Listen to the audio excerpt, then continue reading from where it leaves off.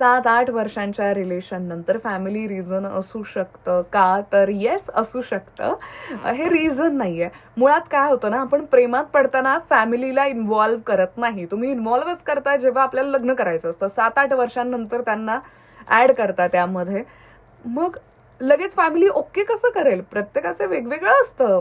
जातपात, धर्म, समाज काय म्हणेल, गरिबी, श्रीमंती या सगळ्या गोष्टींचा फॅमिली विचार करते. प्रत्येकाची फॅमिली इतकी कूल नसते. काही बाबतींमध्ये खूप कूल असते. खाणं, पिणं, कपडे, फिरणं, बिरणं सगळं या बाबतीत कूल असते. लग्नाच्या बाबतीत प्रत्येकच फॅमिली कूल असेल असं नाही. अजूनही आपल्याकडे जातपात, धर्म, गरिबी, श्रीमंती या सगळ्या गोष्टींचा विचार केला जातो. आणि आपल्याला आयडिया नसते की फॅमिली असं काहीसं रिॲक्ट करेल, पण करते. कारण याआधी आपल्या घरात याबद्दल डिस्कशनच झालेलं नसतं. डिस्कशन कधी होतं? एंडला. सो त्यामुळे येस, फॅमिली रिझन असू शकतं.